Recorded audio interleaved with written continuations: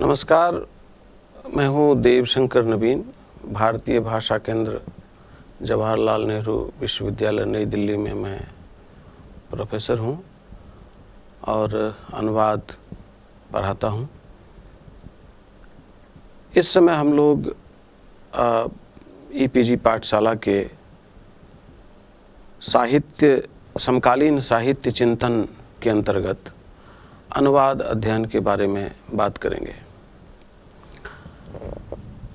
तय है कि आज के समय में जो हम जितने भी शिक्षा की विभिन्न शाखाओं में जितनी भी बात करते हैं, सभी बातचीत में अनुवाद अध्ययन बड़ी प्रमुखता से इस समय उभार में आया है। वैसे तो मानव सभ्यता का इतिहास कहता है कि अनुवाद की ज़रूरत मानव सभ्यता में, मानव समाज में तब से है जब से मनुष्य को विचार वस्तु और मान्यता के विनिमय की ज़रूरत हुई। तो जब समकालीन साहित्य चिंतन की बात करते हैं तो पूरे के पूरे साहित्य में हमारे सभी पुराने आचार्य कहते आए हैं कि साहित्य अंततः समकालीन समाज के चित्तवृत्ति का उल्लेख करता आया है। तो जब अनुवाद मानव जीवन में इतने दिनों से इतनी प्रमुखता से उभरा हुआ है, दर्ज है, तो समकालीन साहित्य चिंतन के अंतर्गत अनुवाद अध्ययन के बारे में विचार करना बहुत ज़रूरी है। अब जब अनुवाद अध्ययन पर बात करेंगे तो सबसे पहले जो मोटे तौर पर इसकी जो कुछ खास जो विधियां हैं, उन सभी विधियों को जानना बहुत ज़रूरी है। तो इस पूरी बातचीत में हम अनुवाद और अनुवाद अध्ययन, इस दोनों ही प्रसंग के भेद पर बात करेंगे और इसमें कई सारे शब्द ऐसे आते हैं जो पारिभाषिक रूप में केंद्रित हो गए हैं। अब उन्हें परिभाषा की ज़रूरत है, तो उन पारिभाषिक कुछ शब्दों पर भी बात करेंगे। फिर समकालीन साहित्य चिंतन में अनुवाद का योगदान क्या हुआ है, इस पर बात करेंगे। और अगले खंड में अनुवाद अध्ययन के कारण सांस्कृतिक बहुलता से भरे इस इतने बड़े देश और इतने बड़े संसार में क्या क्या तब्दीलियां आई है और अनुवाद अध्ययन उसमें किस तरह सहायक हो रहा है, इस पर बात करेंगे। और फिर अंत में विश्व साहित्य और तुलनात्मक साहित्य का अनुवाद और अनुवाद अध्ययन के साथ किस तरह जुड़ाव हुआ और अनुवाद अध्ययन ने विश्व साहित्य और तुलनात्मक साहित्य की अवधारणा को किस तरह संचालित किया, इस पर बात करेंगे। तो सबसे पहले हम अनुवाद अध्ययन और समकालीन साहित्य चिंतन की बातचीत के क्रम में कुछ जो मुख्य बिंदु है उसको जान लें। तो वे बिंदु हैं अनुवाद की उपस्थिति मानव सभ्यता में, जैसा कि पहले भी कहा कि अनुवाद की उपस्थिति मानव सभ्यता में तब से है जब से मानव सभ्यता की शुरुआत हुई है। और भाषाई भिन्नता के कारण जो अभिव्यक्ति की असुविधा होती थी, इतने बड़े संसार में, भारतीय परिदृश्य में बात करें तो इतने बड़े राष्ट्र में जो ये नदियों पर्वतों के कारण, आज तो वैज्ञानिक उपलब्धि के कारण हमारी दूरियां घट गई हैं, बहुत जल्दी हम कहीं से कहीं पहुंच जाते हैं। और वैज्ञानिक उपलब्धि के कारण हमें संचार माध्यमों ने इतनी सुविधाएं दे दी है कि हम देश देशांतर की खबर बहुत जल्दी समझ लेते हैं और फ़ौरन उस पर ये अपनी प्रतिक्रिया देने लगते हैं। पर जब मानव सभ्यता के शुरुआती दौर की बात करेंगे तो उस समय तो नदी नालों और पर्वतों तालाबों, समुद्रों, इन सारे व्यवधानों के कारण जो भाषा की विविधता यहाँ से वहाँ तक होती रहती थी, उन भाषाई भिन्नता के कारण जो विनिमय की समस्या उत्पन्न होती थी विचार और वस्तु के लिए, उस समस्या से हमें यदि निपटारा मिला है तो वह अनुवाद के कारण ही निपटारा मिला है। और आज जब हम आधुनिक हो गए हैं तब भी इतनी भाषाई भिन्नता के बावजूद पूरे वैश्विक स्तर पर यदि हमारे बीच अभिव्यक्ति बनी हुई है, वह चाहे प्रशासनिक हो, चाहे व्यापारिक हो, चाहे भावात्मक हो, चाहे संबंधजन्य हो, तो इन सारी अभिव्यक्तियों का आधार अनुवाद ही है। इसी क्रम में हम इस दिशा में भी नज़र दौड़ाते हैं कि जो सांस्कृतिक विविधता, भौगोलिक दूरी बढ़ने के कारण जो सांस्कृतिक विविधता होती है, उस सांस्कृतिक विविधता से हम परिचित भी होते हैं और कई बार सांस्कृतिक आदान प्रदान भी होता है।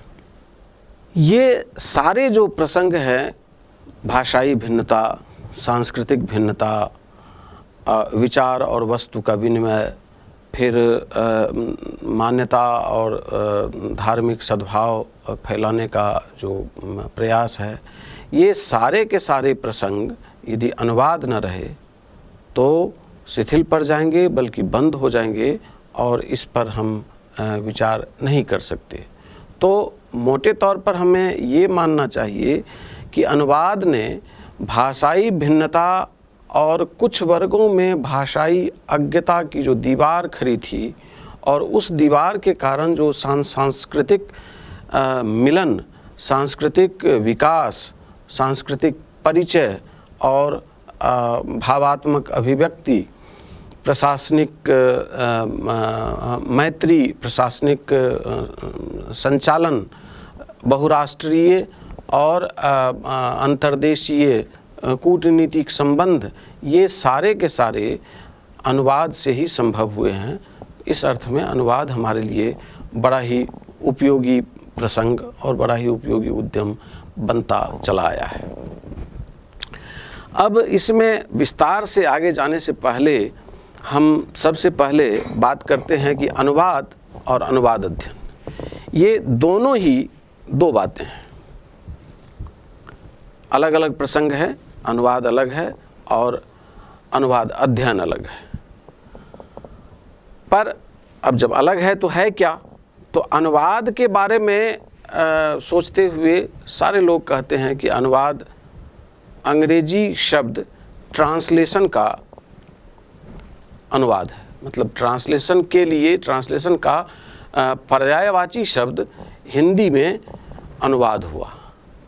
मेरी मान्यता यहाँ थोड़ी दिक्कत उपस्थित करती है कि अनुवाद ट्रांसलेशन का पर्यायवाची इसलिए नहीं हो सकता क्योंकि अनुवाद भारतीय साहित्य में उपनिषद काल से मौजूद है और तब से अब तक जितने सारे हमारे ऋषि मुनि महात्मा और जितने बड़े चिंतक हुए हैं और जितने कालखंड में हमारे प्राचीन ग्रंथ आते गए हैं, सभी ग्रंथों में किसी न किसी रूप में अनुवाद की उपस्थिति है। तो जब भारतीय साहित्य में सबसे प्राचीन में जाते हैं तो उपनिषद तक जाते हैं और यह वह समय है जिस समय ट्रांसलेशन शब्द ही नहीं था, बल्कि ट्रांसलेशन जिस भाषा का शब्द है वह भाषा ही नहीं थी। तो अनुवाद के लिए हम यह मानकर जो अब तक चलते आए हैं कि ये अंग्रेजी के शब्द ट्रांसलेशन का पर्यायवाची है, यह नहीं है, क्योंकि अनुवाद पहले से है, ट्रांसलेशन शब्द अस्तित्व में बाद में आया है। ब्राह्मण ग्रंथों में जो हमारे प्राचीन ग्रंथ हैं, यास्क मुनि के यहाँ 6वीं शताब्दी में, पाणिनि के यहाँ 5वीं शताब्दी में अनुवाद का उपयोग होता रहा है। और उस वक्त ट्रांसलेशन क्या, उससे पूर्ववर्ती शब्द जो था ट्रांसलेटस और ट्रांसलेटियो, यह शब्द भी नहीं था। तो हम मानकर चलें कि हमारा शब्द, हमारी भाषा और हमारे देश का यह जो शब्द है अनुवाद, यह ट्रांसलेशन का पर्यायवाची नहीं है। यह उस समय से हमारी प्राचीन परंपरा में यह शब्द चलता आया है और उन दिनों अनुवाद में अनु और वाद जो दो शब्द खंड है, उसमें इसके उद्भव में मैं नहीं जाता। उसमें ये वद धातु में घय प्रत्यय लगने से जो वाद बना है और उसमें अनु लगा दिया गया है। मतलब कि एक बार जो बात कह ली गई है उसके अनुकरण में यह बात फिर से कही जा रही है। उसी कहने में हम ये एक बार बात कही गई तो उसको कभी किसी ने अनुकरण कहा, किसी ने अनुवचन कहा, किसी ने अनुवाद कहा।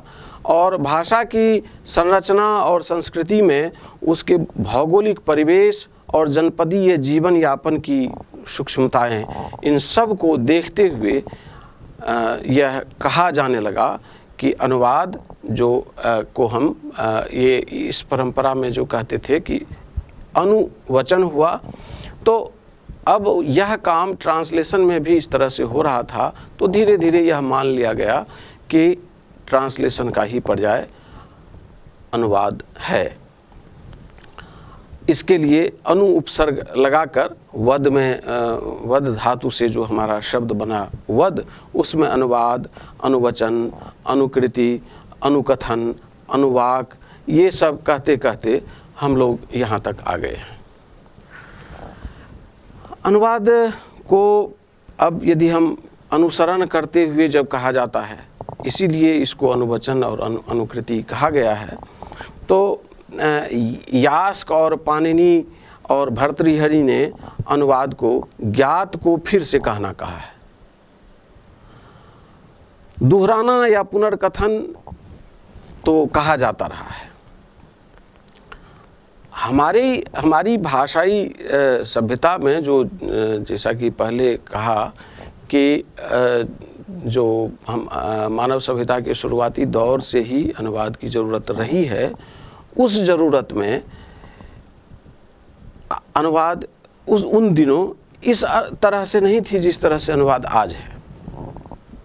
मतलब कि प्राचीन समय में ऋषि मुनि अपने शिष्यों को वेद की ऋचाएँ रटवाया करते थे। अब जो मुनिगण ऋचा का अन्वय, विश्लेषण, खंडन, विवरण, व्याख्या, शब्दार्थ, फिर उसकी विभक्ति, फिर उसकी व्युत्पत्ति, ये सारे जितने काम करते थे, ये सारे के सारे अनुवाद के ही प्रसंग में होते थे। और जब अनुवचन कहा गया, मतलब उसके कही हुई बात को फिर से कहा गया, तो तब तो जो वेद पाठी वेद की ऋचाओं को कंठाग्र करने के लिए, समझने के लिए बार बार कहा करते थे, वह भी अनुवाद का ही, जो शाब्दिक अर्थ अनुवाद का प्राचीन रूप में है, उसका ही अनुकरण वे करते थे। पर इससे अलग भारतीय साहित्य के, भारतीय वाङ्मय के प्राचीन ग्रंथों को देखें तो अनुवाद हमारे यहाँ कई रूपों में उपलब्ध रहे। भाष्य हुआ है, टीका, भाषा टीका, अन्वय, सरलार्थ, विशेषार्थ, शब्दानुवाद, भावानुवाद, सारानुवाद, आशु अनुवाद, कई तरह के इसके प्रसंग हमारे सामने उपलब्ध हैं, जो शुरुआती दौर से अब तक होता रहा है। वस्तु और विचार का विनिमय होना था। द्वितीय विश्व युद्ध की समाप्ति के बाद जब हमारे यहाँ कई देशों में जो अंतर्राष्ट्रीय संबंध बनने शुरू हुए, उसमें अनुवाद की ज़रूरत बढ़ गई। पर जिस प्राचीन समय की हम बात करते आ रहे हैं, उसमें हुआ यूँ था कि वेद वैदिक संस्कृत जो उपलब्ध थी और वेद की जो भाषा थी, कालांतर में वे शब्द और उसकी भाषा जटिल होने लगी। उन्हीं दिनों यास्क ने एक शब्द संग्रह तैयार किया जिसे निघंटु कहा गया। उसमें जो जटिल शब्द सब थे उसको तैयार किया।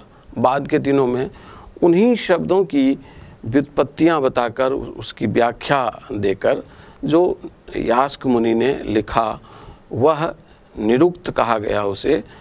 तो निघंटु और निरुक्त हमारे अनुवाद उद्यम के, भारतीय अनुवाद उद्यम के आदिम स्रोत हैं। उसके बाद क्रमशः जो साहित्य सब आता गया। बाद के दिनों में ये हुआ कि ऋषि मुनि को यज्ञ करने में दिक्कत होने लगी थी, तो उपनिषद लिखा गया, ब्राह्मण, आरण्यक, ये सब होते हुए आगे के समय में जितने सारे बड़े बड़े विद्वान हुए, सब ने प्राचीन ग्रंथों की भाषा की जटिलता को, भाषा की क्लिष्टता को देखते हुए उन सब ने अपने प्राचीन ग्रंथों को समकालीन समय में लोक सुलभ बनाने के लिए सब ने अपने अपने समय में भाष्य और टीका की रचना की। तो ये जो अनुवाद की विभिन्न कोटियां हैं, भाष्य, टीका, अन्वय, विश्लेषण, सरलार्थ, विशेषार्थ, इन सभी अपने मूल्य बोधित गरिमा के साथ अनुवाद आगे बढ़ता आया। और जो अनुवाद केवल वस्तु और विचार के विनिमय के लिए शुरू हुआ था, वह अनुवाद बाद के दिनों में मत और धर्म के प्रचार प्रसार का कारण बन गया। फिर बाद के दिनों में वही अनुवाद प्रशासनिक रूप से सहायक साबित होने लगा। फिर बाद के दिनों में वही अनुवाद ज्ञान के क्षेत्र में प्रवेश कर गया और धीरे धीरे द्वितीय विश्व युद्ध की समाप्ति के बाद और अंतर्राष्ट्रीय कूटनीति और राजनीति और अंतर्राष्ट्रीय मैत्री, इस सब के प्रचार प्रसार के बाद जो विकास हुआ, उस विकास में अनुवाद ने स्वातंत्र्योत्तर काल का समय आते आते अपनी जगह ऐसी कायम की कि अब मानव जीवन के हर उपक्रम में वह आवश्यक हो गया है।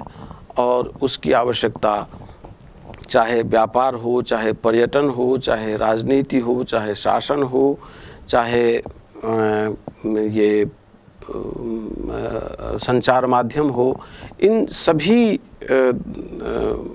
उपखंडों में, इन सभी दिशाओं में अनुवाद आज आवश्यक बात, आवश्यक उद्यम, ये समय की ज़रूरत हो गई है। और आज के समय में यह कहा जाना बहुत ही सार्थक होगा कि इस समय का जो भी मनुष्य स्वयं को अद्यतन रखना चाहता है, उसका जीवन अनुवाद से संपर्क रखे बिना असंभव है। क्योंकि जिन बातों से वह खुद को अद्यतन रख रहा है, वे प्रसंग ही अनुवाद के बिना अधूरे हैं। यदि जनसंचार माध्यम लें, कला लें, ज्ञान की कोई भी शाखा लें, तो हर दिशा में अनुवाद महत्वपूर्ण हो गया है। और अनुवाद के कारण ही हम विभिन्न भाषाओं में उपलब्ध ज्ञान की बातों और ज्ञान के पाठ को अपनी भाषा में लाकर उसे पढ़ पा रहे हैं। इन दिनों मातृभाषा के माध्यम से शिक्षा पर भी जो जोर दिया जा रहा है, उसमें अंततः अनुवाद ही सहायक होगा। तो अनुवाद के इस महत्व को पर बात करने के बावजूद, इससे पहले कि हम अनुवाद के इतिहास और उसकी परंपरा में और विश्व स्तर पर और भारतीय स्तर पर उसकी क्या परंपराएं रही हैं, उससे पहले हम यह तो समझ ही चुके हैं कि आज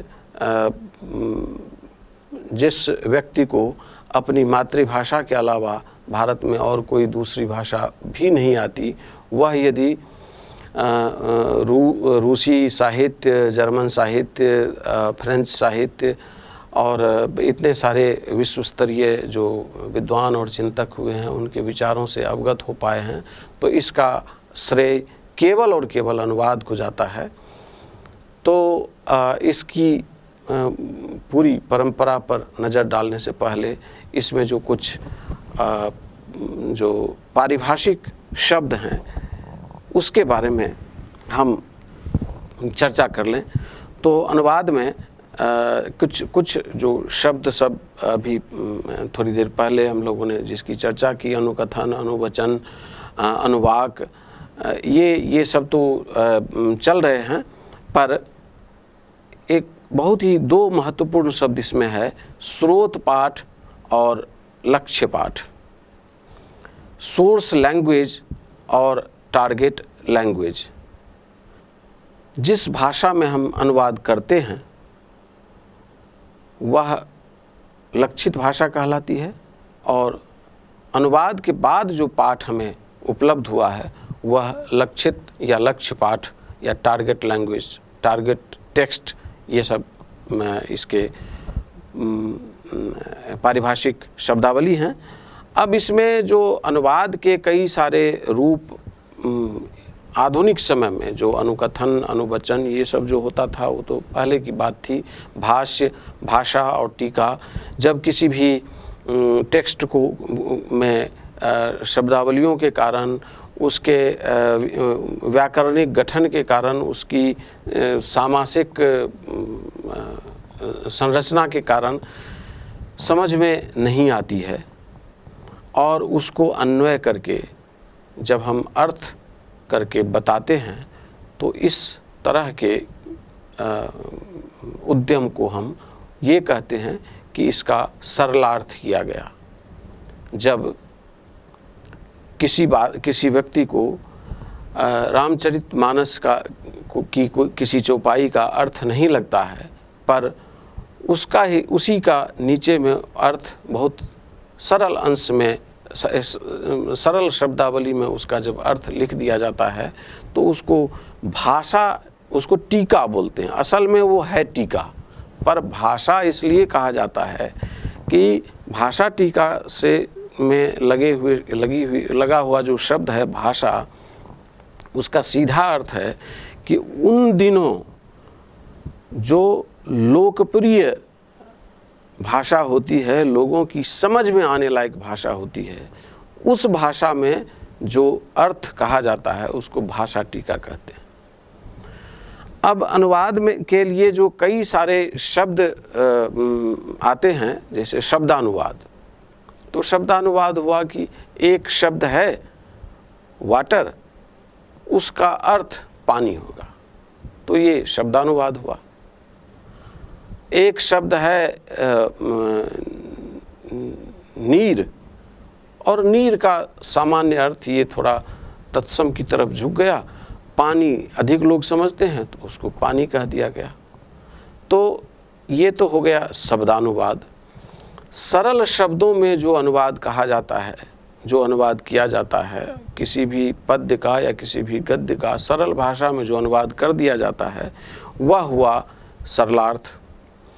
कई बार हम याद करें कि जो छायावाद के दौर में हमारे जितने सारे बड़े बड़े कवि हुए हैं, उन्होंने प्रतीक अर्थों का बहुत उपयोग किया। खग, नभ, आकाश, नदी, सूरज, चंदा, आसमान, पवन, ये सारे जो स्वतंत्र और उन्मुक्त मुखी ध्वनि देने वाली जो शब्दावली थी, इन शब्दावलियों को प्रतीकार्थ में जिस तरह से छायावाद के दौर में उपयोग किया गया, या आज भी इस तरह के जो रूपक लिए जाते हैं, पौराणिक रूपक ले लिए जाते हैं, और आज के संदर्भ में किसी दुर्वृत्ति में लिप्त लोगों को जो कंस कह दिया जाता है, और किसी धोखा देने वाले व्यक्ति को जब विभीषण कह दिया जाता है, और भाई के लिए, भाई के साथ ही जो व्यक्ति घात करे उसको जब सुग्रीव कह दिया जाता है, तो इस सब तरह के जो पौराणिक प्रसंग हैं, इन पौराणिक प्रसंगों के सहारे आज के समय का जो वक्तव्य है किसी रचनाकार का, उसको पुष्ट करने के लिए जिन शब्दावलियों का उपयोग होता है, जिन रूपकों का उपयोग होता है, प्रतीकों का उपयोग होता है, अलंकारों का उपयोग होता है, इन सब चीज़ों का अर्थ खोलने के कारण जो एक विशेष अर्थ उसमें से निकल के आता है, उस तरह के अर्थों को हम विशेषार्थ कहते हैं। और इसमें अनुवाद कई फलक पर अपने अर्थ खोलते चलते हैं। तो यह अनुवाद हमारे सामने अपने विविध स्वरूप के साथ सामने आया, और अब हम अनुवाद के राष्ट्रीय अंतर्राष्ट्रीय फलक की तरफ बढ़ने की चेष्टा करेंगे। तो अनुवाद के बारे में, अनुवाद शब्द के बारे में हम जब इतना जान गए हैं, तो अब हम थोड़ा सा अनुवाद अध्ययन पर नज़र केंद्रित करें कि आखिरकार अनुवाद अध्ययन क्या है। तो अनुवाद एक कर्म है, एक उद्यम है कि एक भाषा की चीज़ को, एक भाषा के पाठ को हम दूसरी भाषा में अनुवाद करते हैं, दूसरी भाषा में रखते हैं, और उस अनुवाद के करने की कई सारी प्रक्रियाएं हैं। जो कभी अनुवाद के बारे में केवल खास करके बात की जाए तो उस पर चर्चा हो सकती है कि उसमें हम कैसे कैसे उन बातों को लेते हैं। बचपन से हम लोग अनुवाद के काम से जुड़े रहे हैं और बचपन से अनुवाद करते रहे हैं। राम जाता है, राम गोज, मैं जा रहा हूँ, आई एम गोइंग, इस तरह के अनुवाद तो होते रहे हैं। पर अनुवाद की जो बड़ी महत्ता है वह आगे आने के बाद यह समझ में आती है बात की इसकी प्रक्रियाएं क्या होती है। सामान्य रूप से लोग कर देते हैं, पर इस पर बड़े बड़े चिंतकों ने बात की है कि सबसे पहले जब कोई शब्द हमारे सामने आता है, कोई वाक्य हमारे सामने आता है, कोई पाठ हमारे सामने आता है कि उसका अनुवाद करना है, तो सबसे पहले हम उसका बोधन होता है, समझते हैं उस पाठ को कि इसको हम अनुवाद कैसे करें। उसके बाद उस पाठ के हर वाक्य का हम पहले विश्लेषण करते हैं कि ये इसमें कौन सा पाठ क्या है, कौन करता है, कौन क्रिया है, कौन क्रिया विशेषण है, कौन संज्ञा है, कौन सर्वनाम है, कौन सहायक क्रिया है, कहाँ पर इसमें बिंब और प्रतीक का इस्तेमाल किया गया है। वह बिंब और प्रतीक जब हम उसको दूसरी भाषा में ले जाएंगे तो वहाँ जाने पर उस भाषा के लिए जो बिंब और प्रतीक समान रूप से उपलब्ध हों या उस प्रसंग के लिए जो उपलब्ध हों, उसको हम कैसे करेंगे।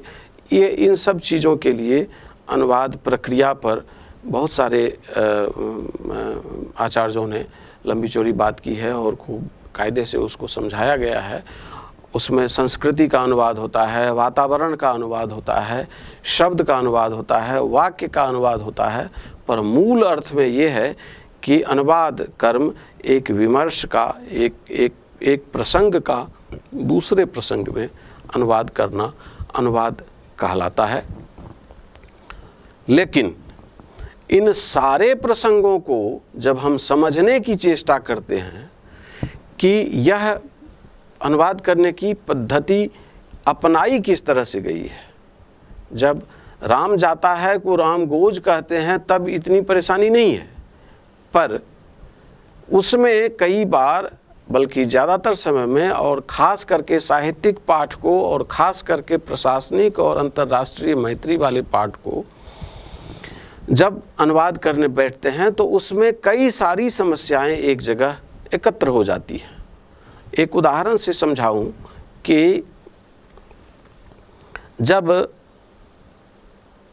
कहा जाता है the baby sitter went away, अब इस बेबी सीटर के लिए यदि कहा जाता है आया कहें तो, और इसका अनुवाद करते हैं आया भाग गई। कोई व्यक्ति जो आया उस घर के की तनख्वाह पर रह रही थी, उसके लिए एक अभद्र या असम्मानजनक क्रिया का इस्तेमाल किया गया, आया भाग गई। पर उसका अनुवाद कोई व्यक्ति यह भी कर सकता है, आया चली गई, धाई चली गई। लेकिन जो व्यक्ति इस ममता से उस स्त्री को देखेगा कि यह आया केवल आया नहीं थी मेरे घर में, मेरे बच्चे की देखभाल करने वाली एक ममतापूर्ण स्त्री थी, ममतामयी स्त्री थी, वह उसे अपने द्वारा अनुबंधित और अपने पैसे पर काम करने वाली एक स्त्री न समझकर उसको यदि ममतापूर्ण दृष्टि से देखे कि वह स्त्री अपनी ममता से मेरे बच्चे का लालन पालन करती थी और कई बार हमारे घर के वातावरण को भी गुलजार रखती थी, तो उसके मन में उस स्त्री के लिए चले जाने के बावजूद एक सम्मान भाव बना रहेगा। और तब वह व्यक्ति उसका अनुवाद करेगा, धाई माँ चली गई। यह उस महिला के लिए उस व्यक्ति ने एक सम्मानजनक संज्ञा दिया है, एक सम्मानजनक क्रियापद दिया है। इस तरह के तीन अनुवाद की तीन संरचनाओं को देखने के बाद अनुवाद अध्ययन पर विचार करने की ज़रूरत होती है कि उसमें सत्ता विमर्श भी होता है, उसमें लिंग विमर्श भी होता है, उसमें संस्कृति के अनुवाद की प्रमुखता हो जाती है। कई बार मूल लेखक के पाठ की मूल ध्वनि अनुवाद में समाप्त हो जाती है और अनुवादक की जो अपनी मान्यता है वह प्रमुख हो जाती है। तो इन सारे प्रसंगों पर बात करने के लिए जो एक अलग से शास्त्र ये अस्तित्व में आया, उस शास्त्र को हम कहते हैं अनुवाद अध्ययन। और इस पर इसमें अनुवाद के इतिहास, अनुवाद की परंपरा, अनुवाद के वैशिष्ट्य, अनुवाद के दायित्व, अनुवाद की दिशाएं,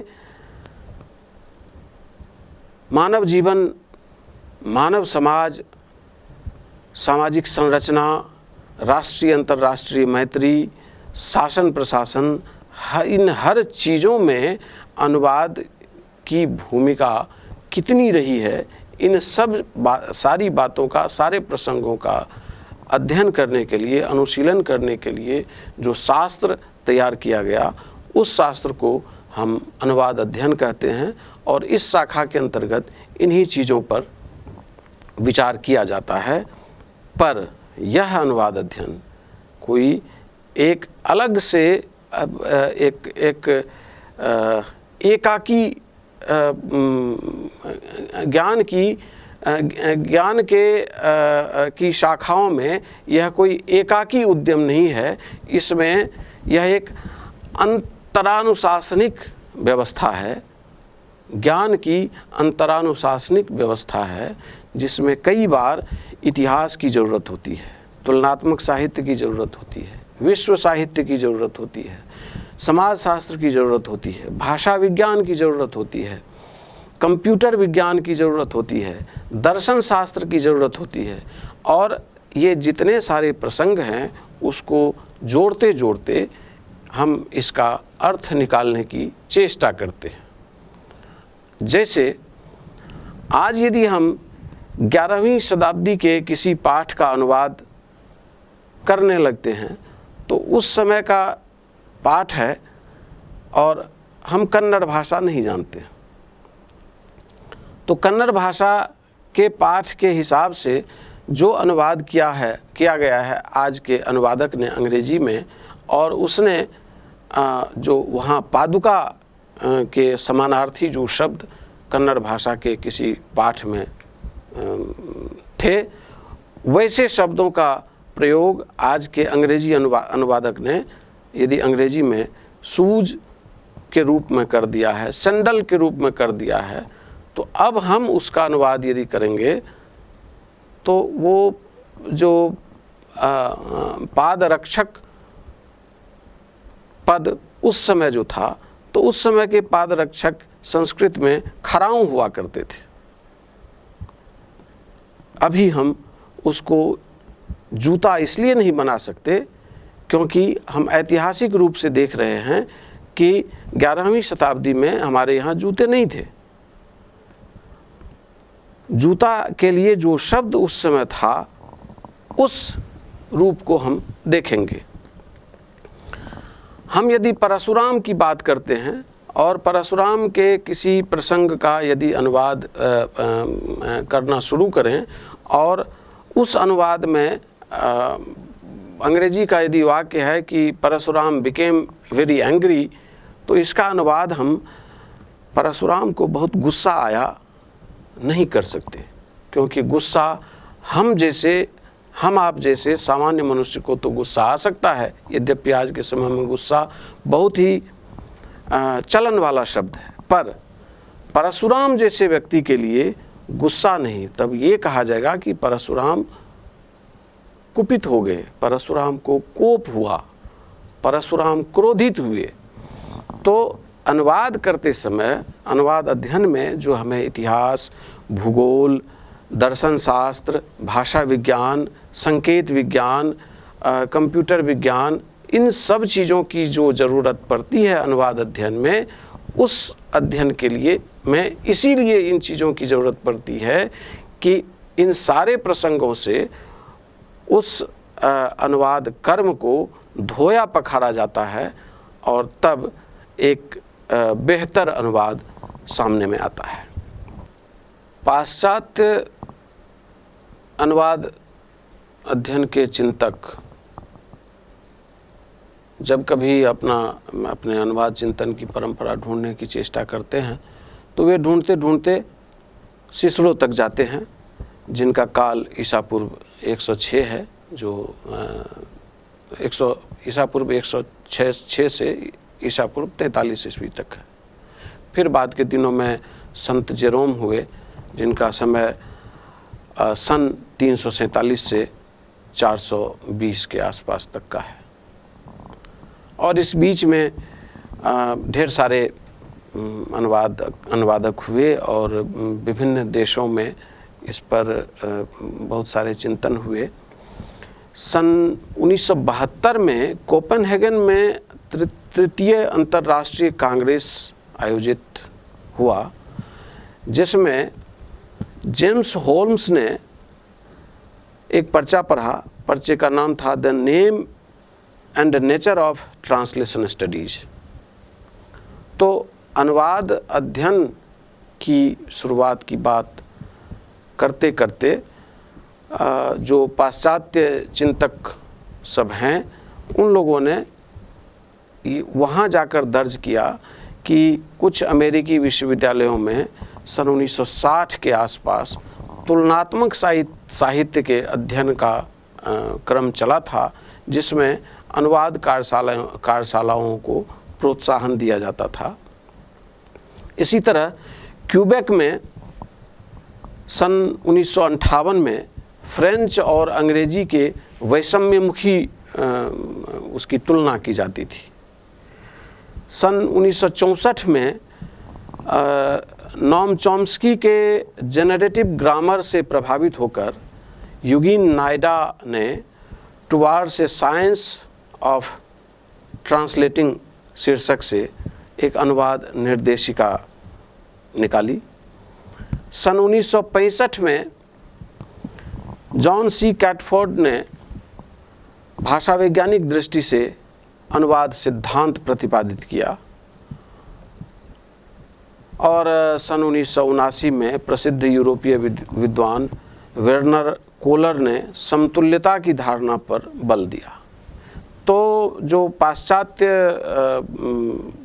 अनुवाद अध्ययन की परंपरा को जब ढूंढना शुरू करते हैं तो इन सब प्रमुख बातों पर ध्यान जाता है और सन 1995 आते आते वहाँ के 60 देशों के विश्वविद्यालयों में शैक्षिक संगठनों में अनुवाद से संबंधित पाठ्यक्रम शुरू हो गए और यह पाठ्यक्रम फिर विकास में आया।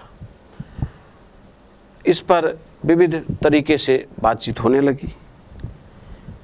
इसी तरह जब हम हिंदी में अनुवाद परंपरा की बात और भारतीय साहित्य में अनुवाद परंपरा की बात करना शुरू करते हैं तो हम अपना इतिहास ढूंढते ढूंढते उपनिषद तक जाते हैं और उपनिषद से निघंटु, निरुक्त, ब्राह्मण, आरण्यक, ये सब होते हुए हम बौद्ध काल में जब आते हैं तो हमें उस समय के जो अनुवाद से संबंधित उद्यम दिखाई देते हैं वे बड़े ही रोमांचक लगते हैं।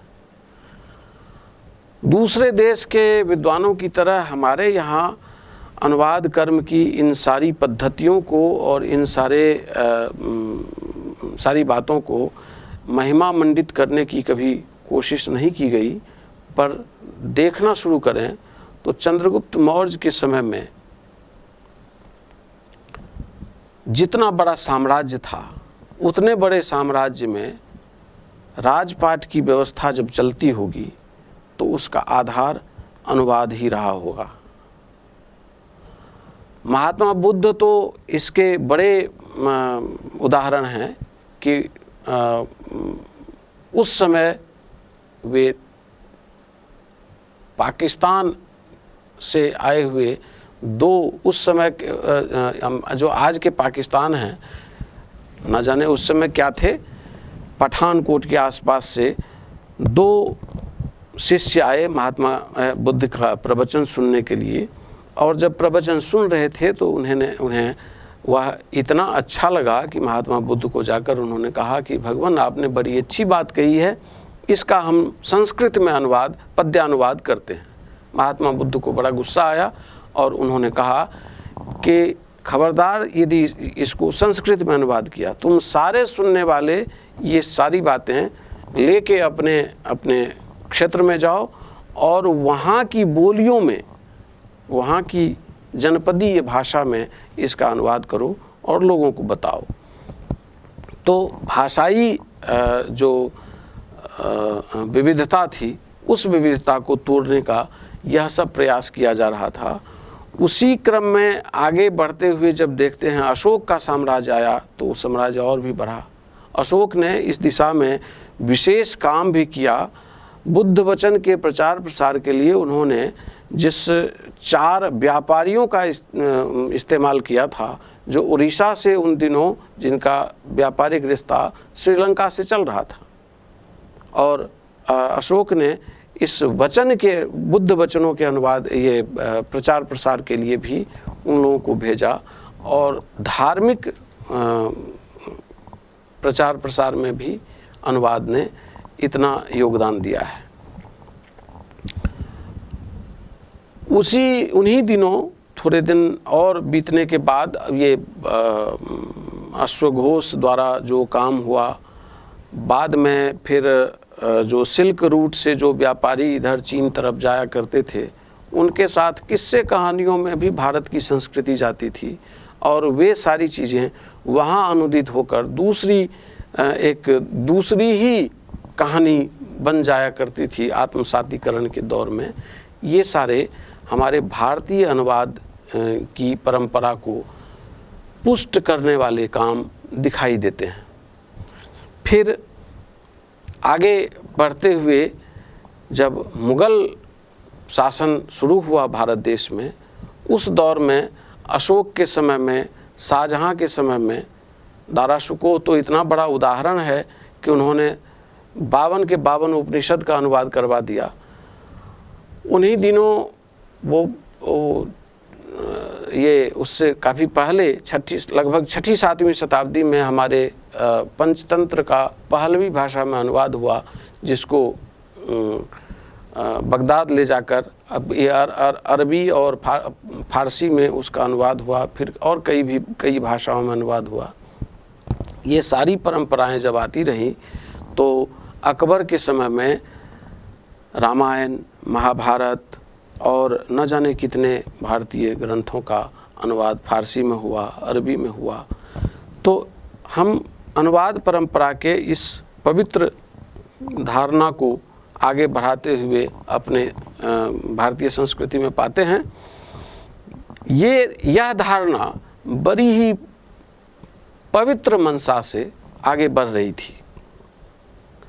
अचानक से इस धारणा में अपवित्रता आई कब? जब हमारे यहाँ ब्रिटिशर्स का आगमन हुआ और उनका साम्राज्य चला, और उन्हें जब यह बताया गया कि ये जो भारतीय हैं ये बड़े स्वाभिमानी हैं, इन पर शासन करने के लिए इनके स्वाभिमान को तोड़ना बहुत ज़रूरी है, तभी ये शासित हो सकेंगे। और इनके स्वाभिमान को तोड़ने का कोई महत्वपूर्ण सुराग ढूंढने के लिए, उसका कोई क्लू निकालने के लिए इनके धार्मिक ग्रंथों का अनुवाद बहुत ज़रूरी है। तब उन्होंने जो कुछ अंग्रेज संपोषित अनुवादक बहाल किए और उन्होंने हमारे ही प्राचीन ग्रंथों का, हमारी ही सभ्यता का, हमारे ही इतिहास का, हमारे ही पूर्वजों का अपनी धारणा से अनुवाद कराया और हमारे ही लोगों को उस दूषित अनुवाद से मनोबल तोड़ने में कामयाब हुआ। और उसी कामयाबी को देखते हुए जो हम कह सकते हैं कि अनुवाद कर्म को वहाँ दूषित किया गया, जो बड़ी ही पवित्रता से धर्म, विचार विनिमय, धर्म धारणा के विनिमय के लिए जो अनुवाद इतने दिनों से कामयाब होता रहा था, वह अनुवाद मुगल उपनिवेशवादियों के द्वारा, उपनिवेशवादी दृष्टि के कारण यह अनुवाद कर्म दूषित हो गया। और उस दूषण का परिणाम, और तो जो कुछ भी हो, सबसे बड़ा उसका जो प्रभाव पड़ा वह हमारे देश में निज भाषा उन्नति अहे का जो नारा आया, वह नारा बहुत ही प्रखरता से उसका पालन किया गया। और उन्हीं दिनों